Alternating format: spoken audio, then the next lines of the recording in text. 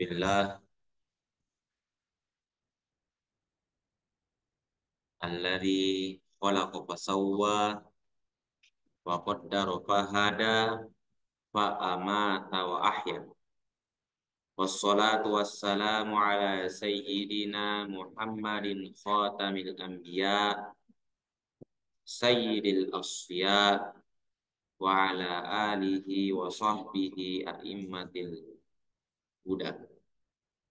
Wa ba'du fa hadhihi risalatun mukhtasarah tashtamilu ala syai'in min masailil fara'idil ashirah katabtuha litakuna min jumlatil kutubil muqarrarah fid darsi darid da'wah wal irsyadil muassas fil rif wal bilad wa sammaituha irsyadun nahidi ila ilmil fara'id.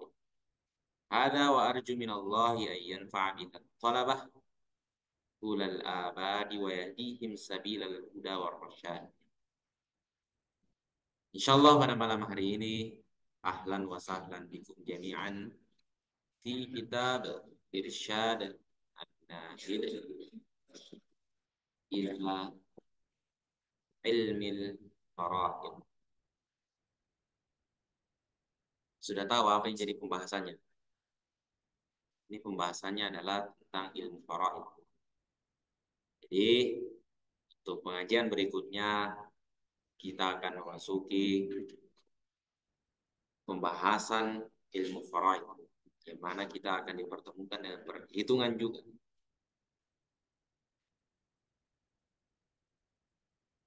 Sebelumnya, setelah kita pelajari tentang kitab, apa judul kitabnya masih ingat? Jangan sampai kalian lupa. At-Tabitul Jali fi Ma'rifah Tarikhil Hijri. Itu juga membahas tentang kalau saya mau bahas mau mengatakan Ad-Dhabitul Jali fi Ma'rifati Tarikhil Hijri, itu sebenarnya adalah kitab yang membahas tentang ilmu falak.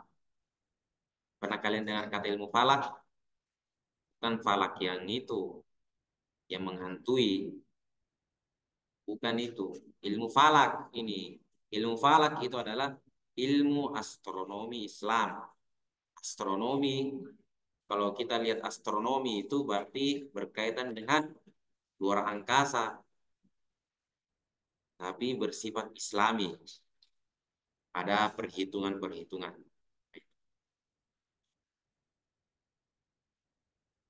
Artinya, kita sudah menyelesaikan kitab tersebut dan sudah melaksanakan ujian. Dan ternyata yang saya lihat hasil ujiannya itu, walhamdulillah, hasilnya insya Allah sangat memuaskan untuk diri Anda sendiri. Tapi untuk saya pribadi, insya Allah saya paksa untuk memuaskan. Jadi begitu ya. Nanti saya kasihkan hasilnya. Belum selesai, belum selesai. Karena kita ujiannya 2 kali. Mungkin di antara semua ujian pengajian yang paling sulit pengajiannya ini. Betul tidak? Saya pastikan ujian ini paling sulit karena 2 kali ujian. Yang lain rata-rata 1 kali toh. Kita 2 kali ujian. Pertama membahas tarikh, sejarah. Yang kedua ujiannya adalah tentang hitung-hitung. Jadi 2 cabang ujian di sini. Bisa saya pastikan ujian ini paling sulit. Makanya itu eh, artinya apapun hasilnya itu jangan besar hati, jangan juga kecil hati. Ya. Ada dasarnya begitu ya. Jadi syukuri apa yang ada. Karena hidup adalah anugerah. Nah, pada kali ini kita akan membahas tentang ilmu faraid. Ilmu faraid. Artinya Kalau mau membahas ilmu faraid itu tidak akan terlepas dari yang namanya perhitungan. Tentu lagi kita akan kembali menghitung itu. Dan kenapa kitab ini dipilih untuk dijadikan pengajian setelah Ad-Dhabitul Jali fi Ma'rifat Tarikhil Hijri?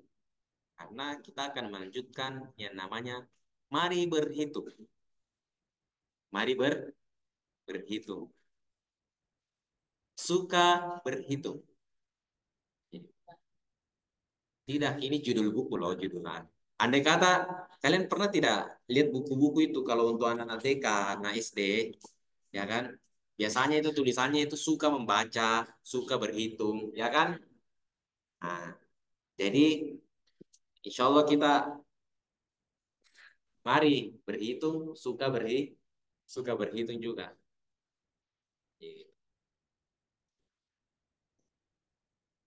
Tetapi insya Allah lebih mudah perhitungannya faraid dibandingkan ilmu yang sebelumnya, ilmu falak ini. Lebih mudah. Karena dia hitung-hitungnya itu begitu ji modelnya.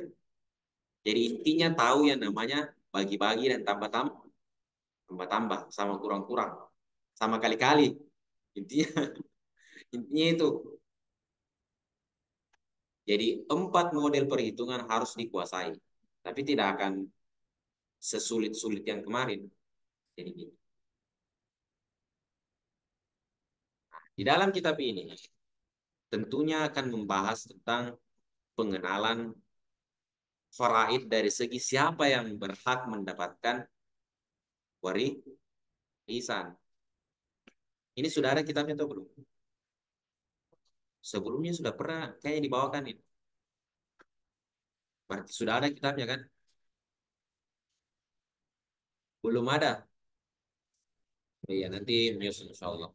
Saya juga belum dapat kitab kitab ini ya, kitab dalam bentuk fisiknya. Masih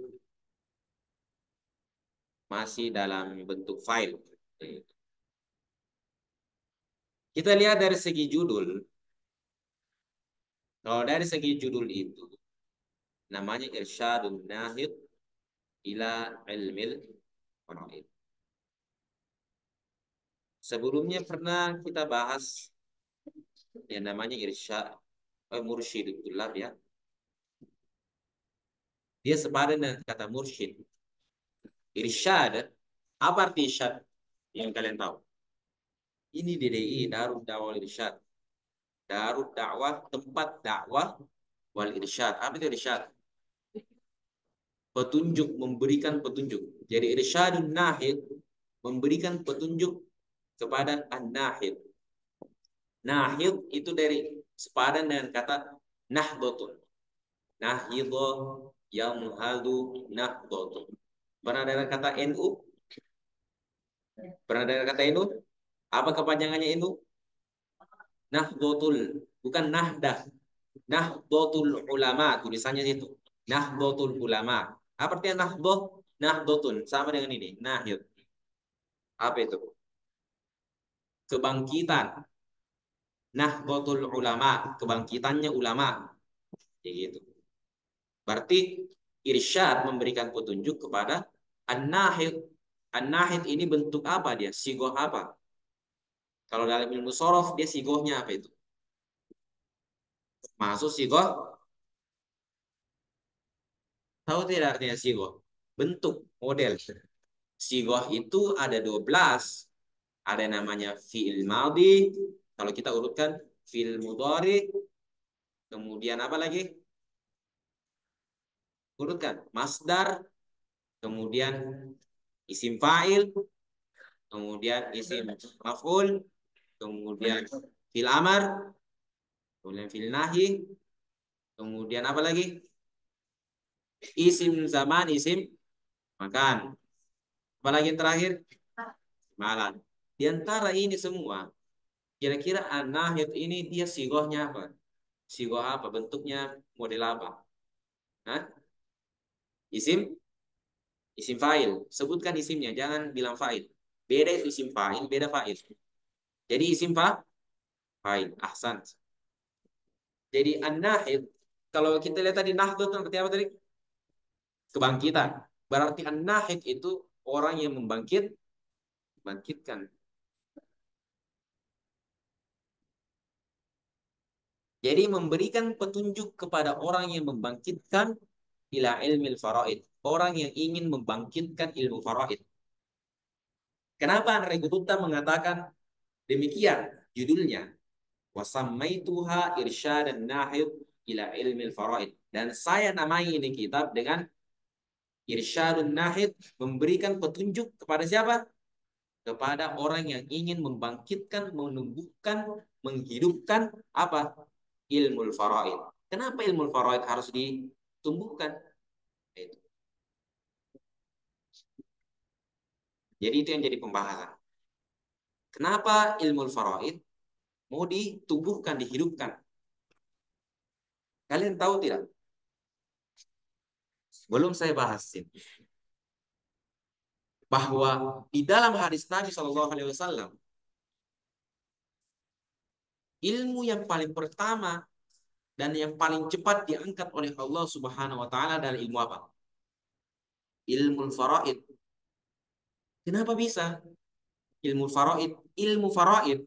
Kenapa cepat sekali diangkat, cepat dihilangkan oleh Allah Subhanahu Wa Taala?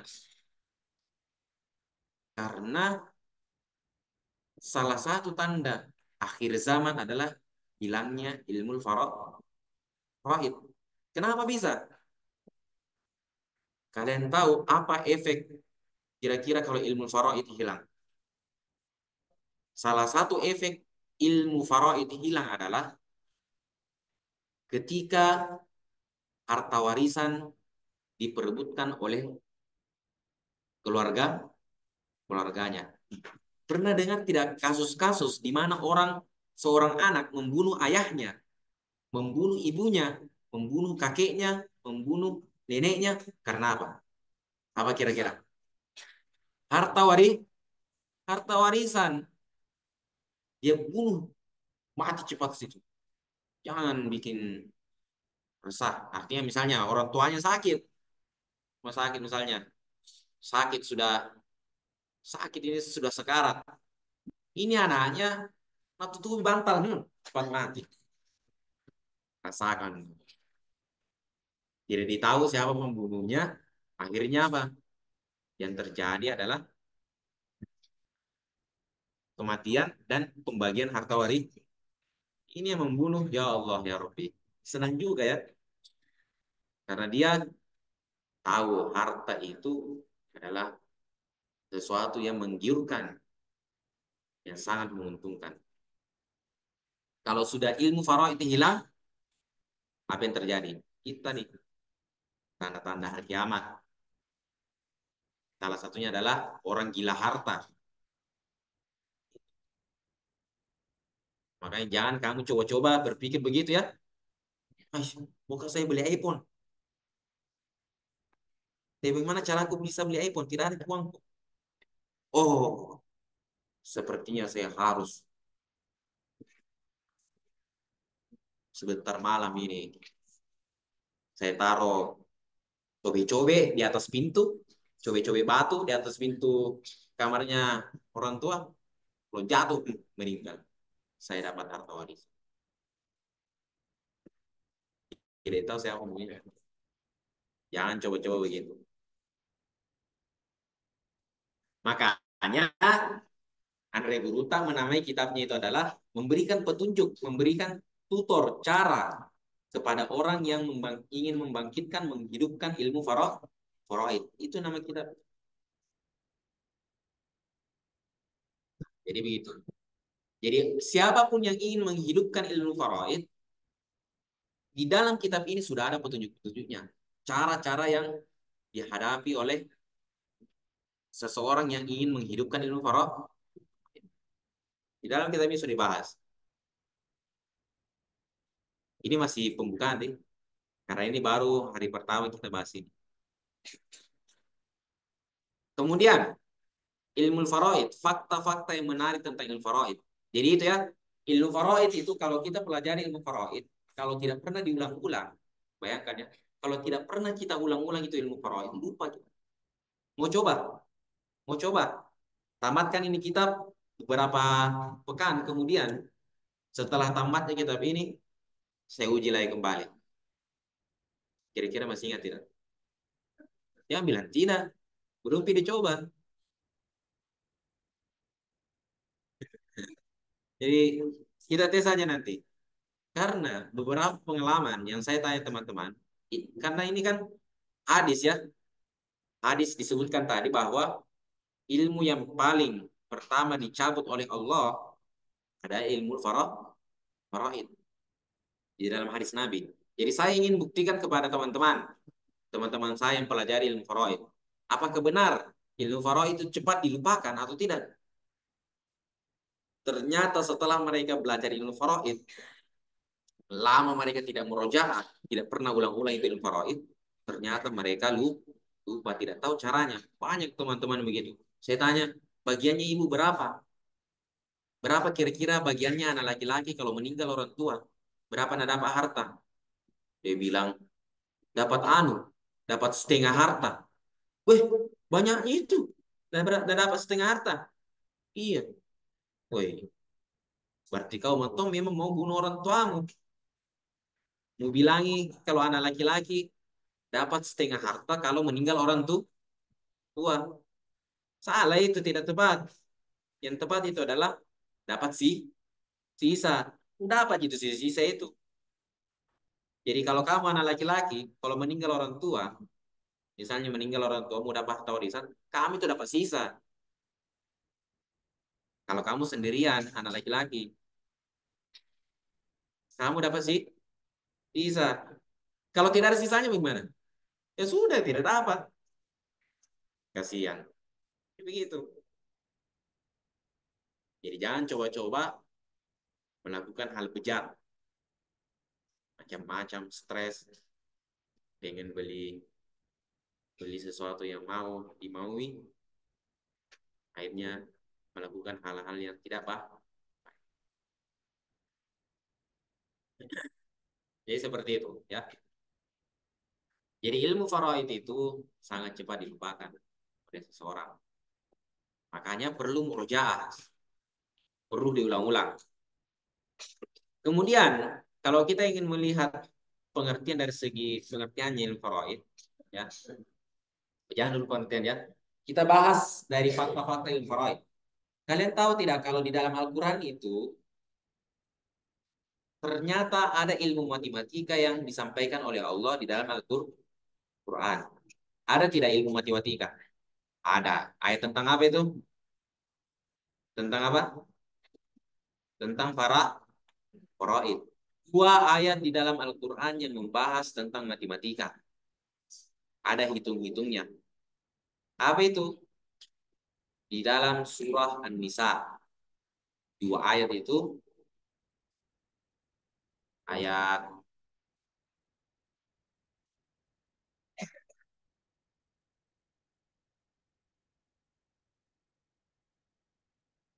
di dalam surah An-Nisa ayat 11 sampai 12 itu, ya. 11 sampai 12 nanti kalian buka atau mungkin ada yang penghafal di sini. Di dalam surah An-Nisa itu ada dua ayat yang membahas tentang matematika. Jadi dalam Al-Quran ada matematika. Jadi jangan bilang tidak ada di dalam Al-Quran itu matematika. Ada. Di mana? Di dalam surah An-Nisa ayat 11 sampai 12. Di situ dibahas tentang matematika yang membahas tentang faraid, pembagian harta warisan. Gitu. Dalam ayat tersebut yusikumullahu fi auladikum lidzakari mithlu hadzil unthayain ilal akhir. Allah mewasiatkan kepada kalian, memberikan pelajaran kepada kalian tentang apa? Fi auladikum, bahwa bahwa seorang anak itu di antara anak-anak kalian, baik laki-laki atau perempuan, apa yang menjadi ketetapan? Lidzakari mithlu hadzil unthayain. Laki-laki itu mendapatkan eh, sama seperti dua kepalanya perempuan. Jadi satu laki-laki sama dengan dua perempuan. Itu ketetapan dari Allah. Semuanya begitu. Jadi satu laki-laki itu sama dengan dua perempuan dalam segala apapun. Coba saya tanya dulu. Pernah kalian dengar tidak? Kalau sumpah, kalau ingin bersumpah itu berapa orang? Berapa kalau mau dinyatakan sumpahnya itu sah? Misalnya Moki bersumpah. Berapa orang? Berapa orang? Dua, dua orang. Kenapa bisa empat? Kenapa bisa tiga? Dua orang apa yang dimaksud sini?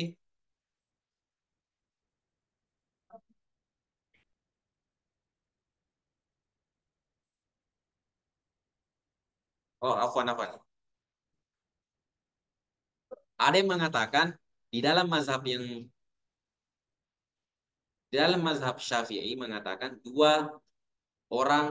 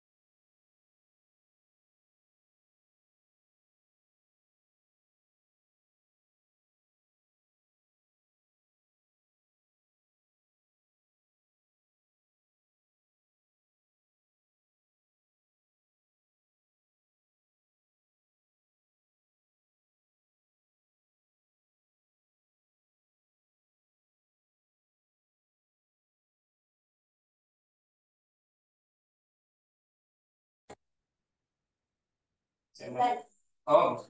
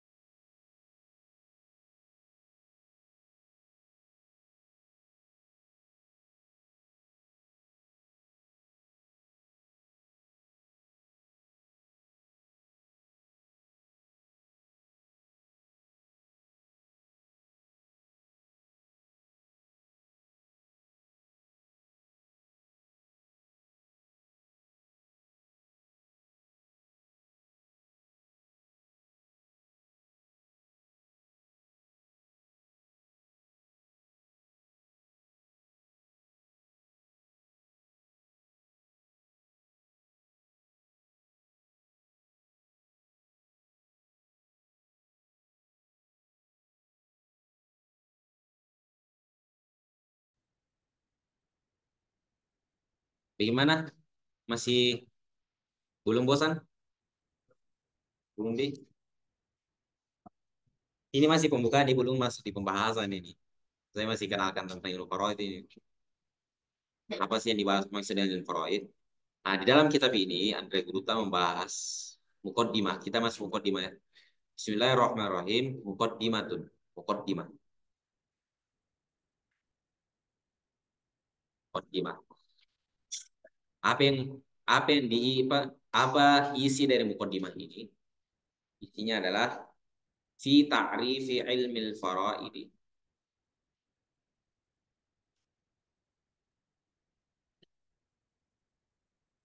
wa mawdu'ihi wa thamratihi.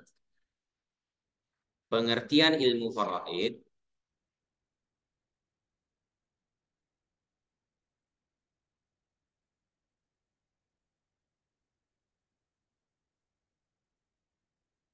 dan tujuan pembahasannya dan tujuan pembahasannya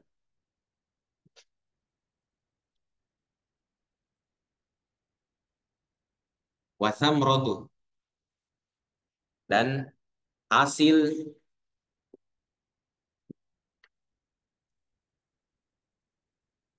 atau buah dari belajar ilmu faraid. Apa buahnya? Yang pertama itu tadi mukadimahnya berisi tentang pengertian ilmu faraid apa saja ya. Tujuan pembahasan ilmu faraid apa saja dan yang terakhir buah atau hasil belajar ilmu faraid.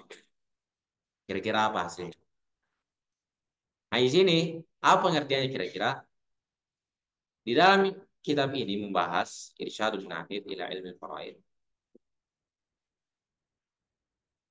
Ilmu faraidi huwa fiqhul mawarithi wa ilmul hisabil musilati ila ma'rifati ma yakhussu kulli dhi haqqin minat dirgani. Apa terjemahnya itu? Ada yang tahu terjemahnya? Akhwat, ikhwan. Jadi ilmu faraid adalah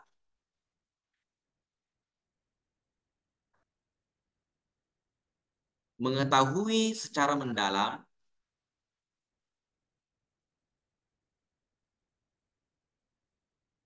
mengetahui secara mendalam tentang warisan, tentang warisan.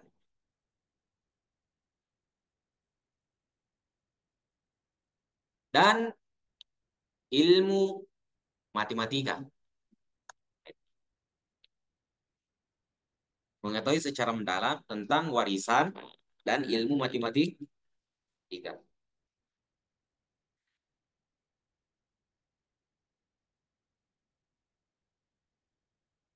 Yang mengantarkan kita,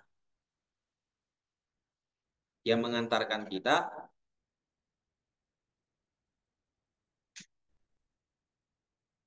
untuk mengetahui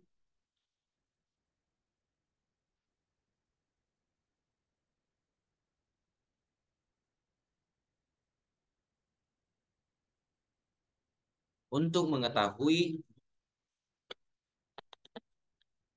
kepemilikan kepemilikan untuk mengetahui kepemilikan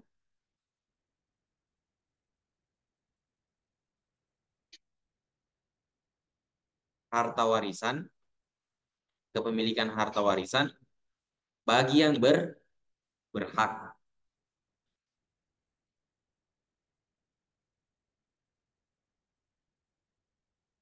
Kepemilikan harta warisan bagi yang berhak. Jadi ilmu faraid adalah mengetahui secara mendalam tentang warisan. Warisan itu peninggalan, orang meninggal. Kamu kalau meninggal, misalnya, terus ada hartamu, itu hartamu semua. Jadi jangan bayangkan itu harta itu hanya sekedar uang, uang, uang. HP-mu saja itu, kalau ada HP-mu yang harganya 15 jutaan, 10 jutaan, itu harta warisan juga namanya itu. Jadi gitu. Jadi mengetahui secara mendalam wari, warisan, peninggalan, dan ilmu matematika. Di sini akan dibahas tentang ilmu matematika, tapi ilmu matematikanya ini adalah dia ilmu matematika yang hanya mempelajari tentang bagaimana mengetahui kepemilikan warisan bagi yang berhak. Misalnya kamu dapat berapa? Kamu dapat seperdua, kamu dapat sepertiga, kamu dapat seperempat, kamu dapat seperenam, seperdelapan, gitu. Jadi orang-orang yang berhak mendapatkan warisan itu ditentukan di sini melalui ilmu matematika. Terus objek atau tujuan pembahasan ilmu faraid apa itu? Yakni at-tirkatu min haitsu qismati au qismatu. Jadi tujuan pembahasan ilmu faraid itu adalah peninggalan-peninggalan atau harta warisan disertai dengan pembagian-pembagian bagiannya. Jadi di dalam ilmu faraid itu akan dibahas tentang apa? Tujuan pembahasan ilmu faraid itu adalah harta warisan serta pembagian warisan. Jadi bukan sekedar pembelajaran tentang harta warisan, tapi akan dipelajari juga tentang pembagiannya.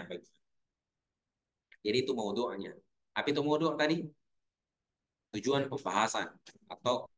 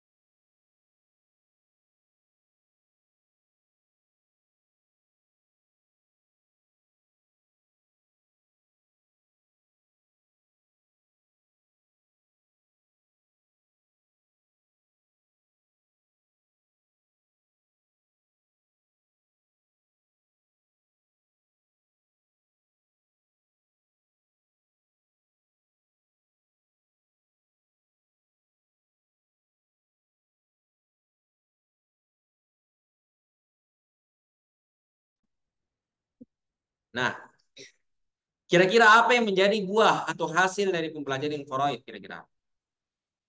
Artinya kalau sebuah ilmu itu kalau mungkin belajar ilmu faraid tidak mungkin belajarnya sia-sia dong.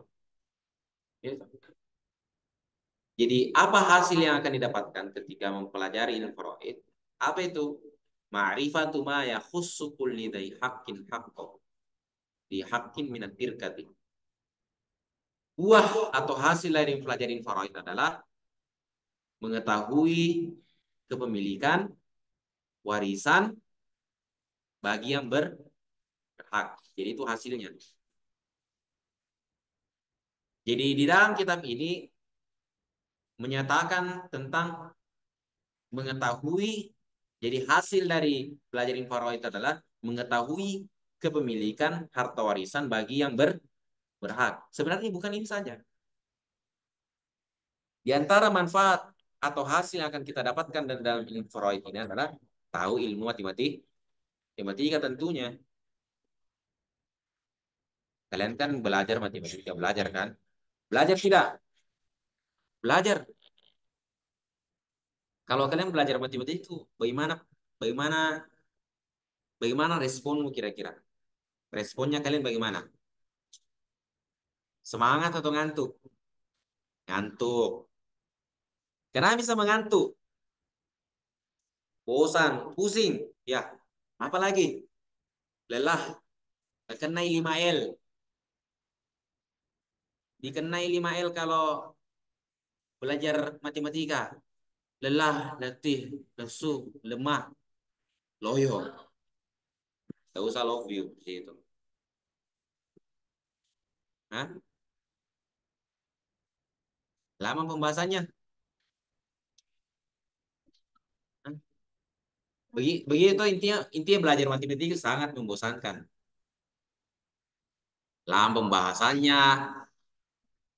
Padahal kalau kita mau paham itu tidak gampang ki dibodoh-bodohi orang kalau belajar matematika. Contoh misalnya, contoh ya. Aku tanya ki. Misalnya nanti suatu saat, nauzubillah min dzalik, tiba-tiba langsung ada pasobis. Tidak pasobis.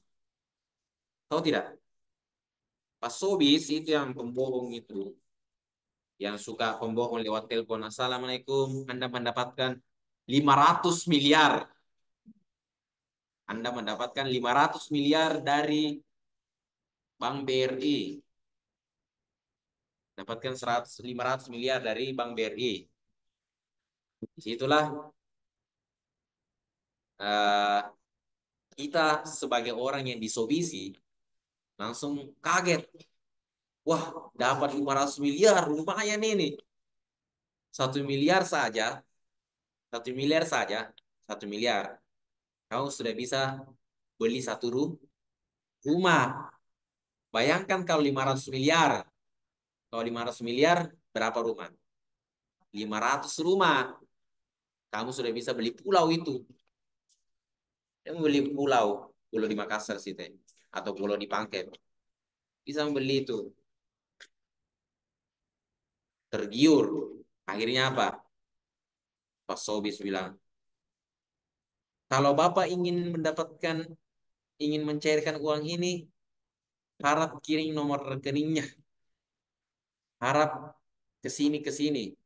Harap mentransfer 1 juta sebelum kami kirim. Sebagai bentuk apa? Sebagai bentuk jaminan bahwa Bapak benar-benar adalah penerima dari uang ini. Langsung cepat-cepat kirim. Langsung ambil ATM-nya mamanya. Nah, curi ATM-nya mamanya. Nah, kirim itu pas sobis 1 juta. Nah, telepon. Sudah ya Pak, saya sudah kirim 1 juta. Mohon maaf Bapak, ternyata harus ditambah lagi 2 juta. Oh iya kan? Oke, oke, fix. 2 juta tambah lagi. Sudah Mi. Pak, Bapak, ini kan 500 miliar yang akan Bapak terima. Jadi apakah Bapak bersedia mengirimkan 5 juta lagi? Lumayan ya. Oh, betul-betul. Dia tidak menyangka kalau dia sedang sobisi. Sudah disobis dia. Karena dia tergiur dan tidak memikirkan dengan matang. Karena apa itu tadi? Bodoh-bodohi.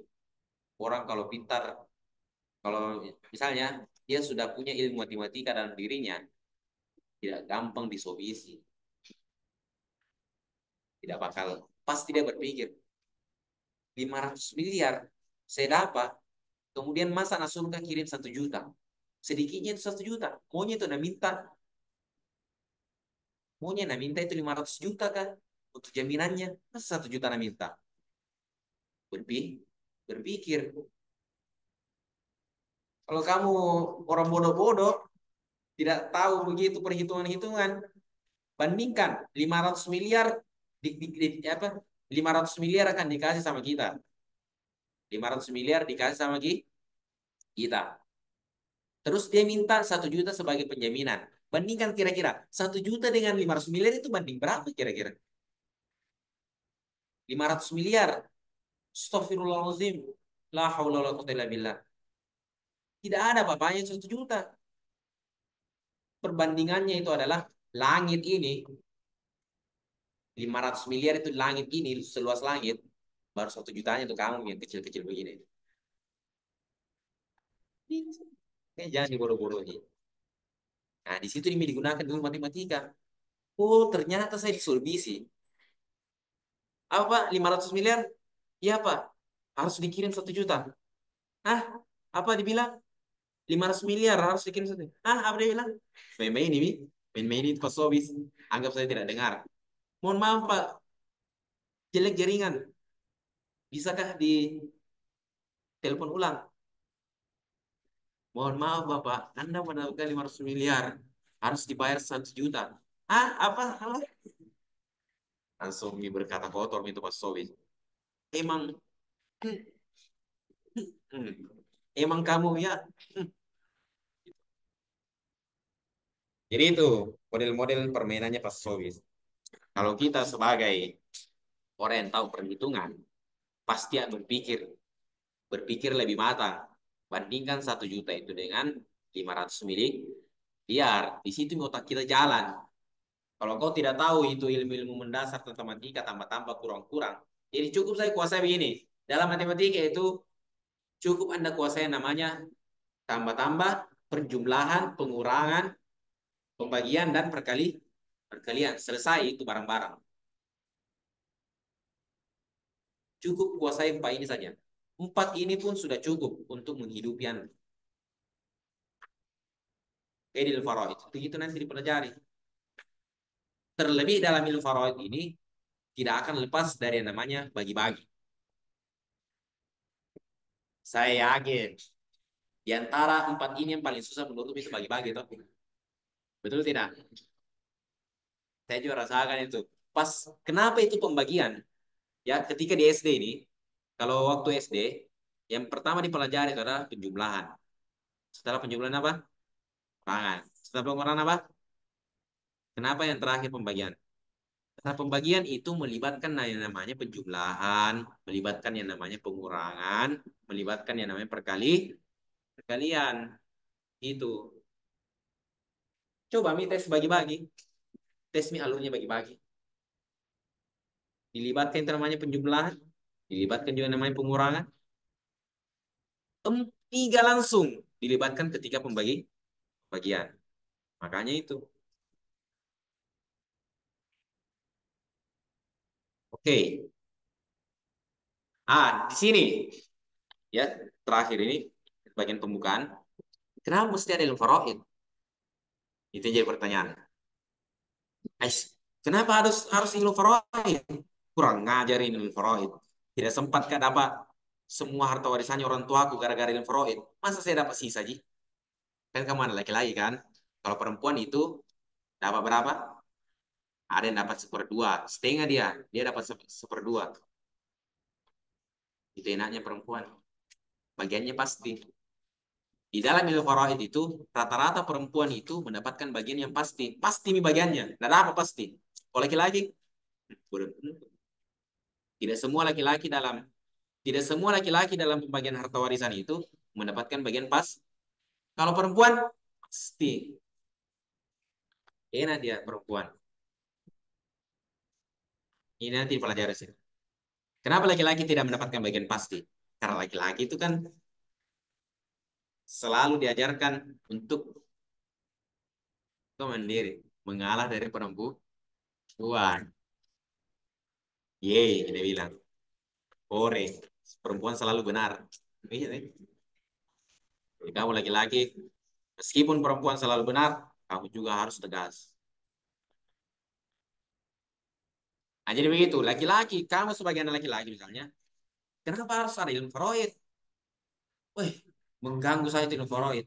Seharusnya saya dapat bagian pasti, justru dalam ilmu faraid saya tidak mendapatkan bagian pasti. Artinya dapat sih sisa. Itu pun kalau ada sisanya, kalau tidak ada, ya, gitu. Itu yang jadi permasalahan. Kenapa harus ada ilmu faraid? Ingat ya, ini yang menjadi catatan. Ilmu faraid itu adalah ilmu yang langsung Allah buat. Jadi pengarangnya kan misalnya kalau misalnya ada ilmu-ilmu yang lain, ilmu nahu. Ilmu nahu itu dicetuskan oleh siapa ilmu nahu? Ilmu nahu itu dicetuskan oleh Abu Aswad Ad-Du'a Abu Ali. Misalnya, atau ada pencetusnya biasanya. Misalnya ilmu apa lagi?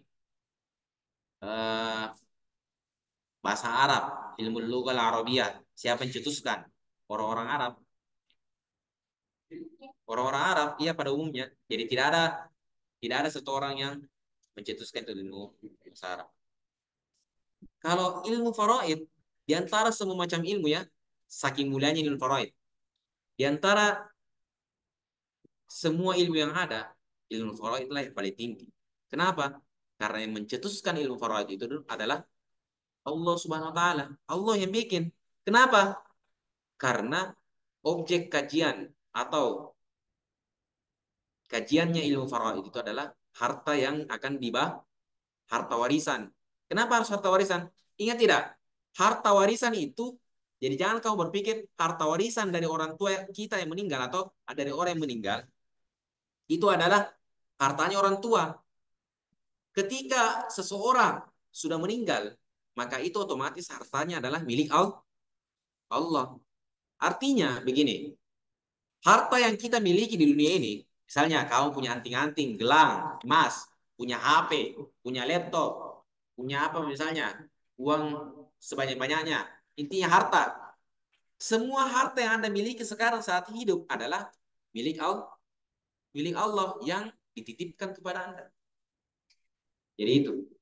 Jadi semua yang kamu punya itu, yang kamu sombong, ada saya iPhone ku saya. Nah, kasih begini, Mi. Nah, kasih busung lagi dadanya bagian kiri. La haula wala quwwata illa billah. Karena untuk apa? Untuk apa dikasih begini? Supaya dilihat, oh bawa tiga. Astagfirullah. Punyanya Allah ini. Nanti kalau kau mati, juga dibagi-bagi ini. Tidak kau bakal bawa ke kubur ini. Tidak mungkin dikasih masuk ini kubur. Jadi begitu. Tidak dibawa mati ini. Jadi semua harta yang Anda miliki itu adalah milik Allah. Ketika hidup, itu hanya dititipkan. Jadi kamu gunakan dengan baik. Ketika sudah mati, jadi siapa itu yang pegang itu hartanya? Allah. Jadi kita sebagai anak-anak atau keluarga yang mendapatkan harta warisan tidak serta-merta langsung bagi seenak-enaknya. Kamu dapat, misalnya ada harta warisannya itu orang meninggal. Kamu dapat tanah. Kenapa bisa saya dapat tanah? Kau selalu dekat sama itu orang. Teman akrabnya kau tuh? Iya, teman akrabnya ke saya. Seringkali saya bantu-bantu dulu. Seringkali saya bonceng kemana-mana. Kurang menangis sekurasa waktunya meninggal. Oke, kau dapat tanah. Tak dapat tanah seluas 500 hektar. 500 hektar itu besar toh? Berapa miliar itu kalau 500 hektar? Miliaran itu. Kamu, saya sering saya bawakan ini dulu makanan. Effort ke saya bawakan makanan dia dulu. Waktunya dia kantor. Waktunya dia kuliah juga sering saya bawakan makanan. Aku masakan. Kau sebagai apa? Ceweknya. Lah haulah. Cewek. Tidak ada banyak bagian itu cewek. Jadi itu cewek itu tidak ada bagiannya dalam harta warisan. Kenapa? Karena dia bukan keluarga. Kecuali kau sudah menikah baru bisa sering saya masakkan dulu.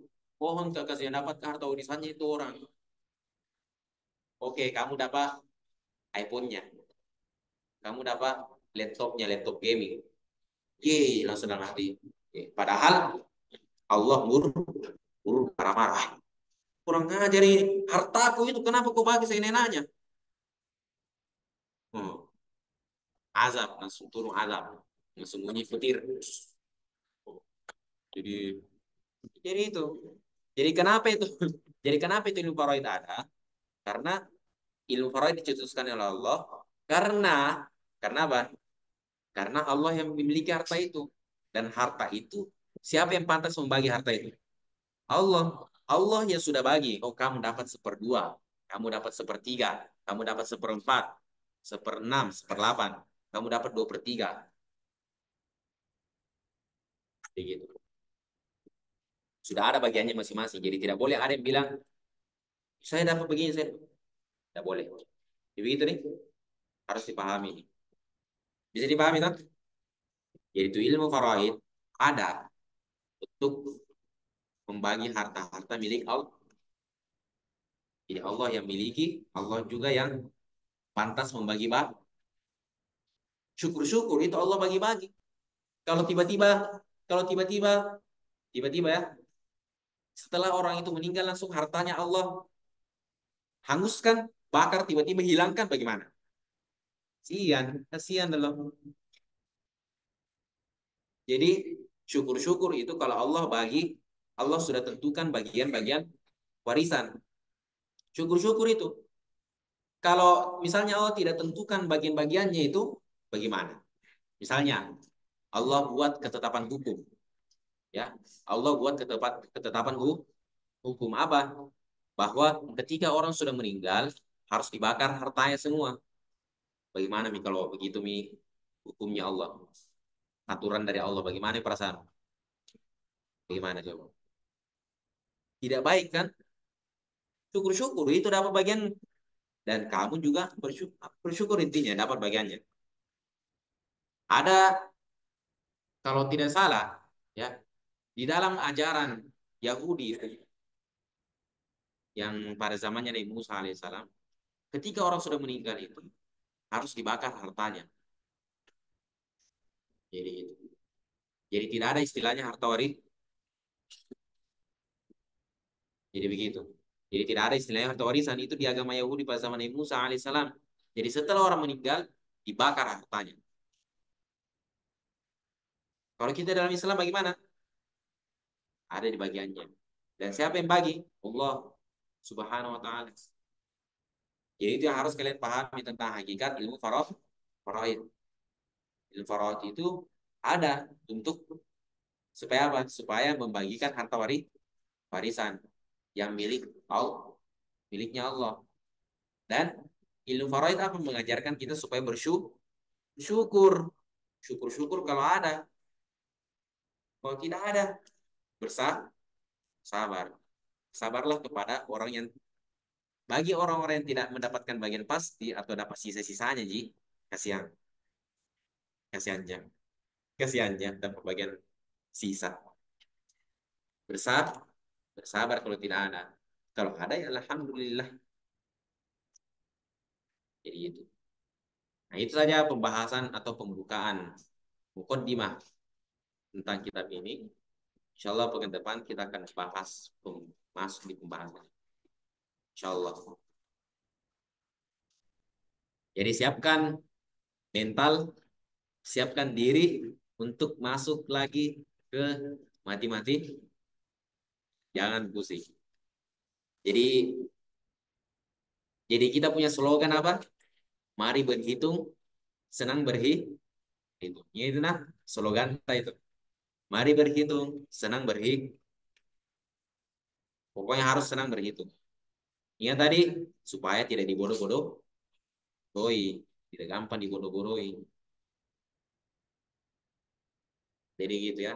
Manfaat, banyak manfaat dari yang namanya berhitung. Allah alam.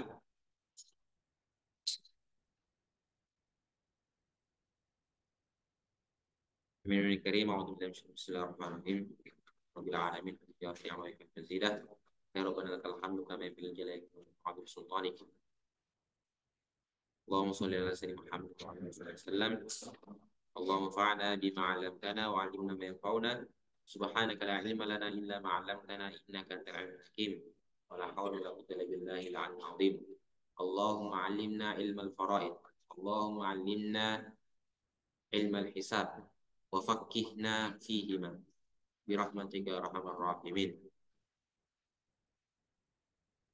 ربنا آتنا في الدنيا حسنة وفي الآخرة حسنة وقنا عذاب النار وصلى الله على الحمد لله رب العالمين بالله التوفيق والدعوة والإرشاد السلام عليكم ورحمة الله وبركاته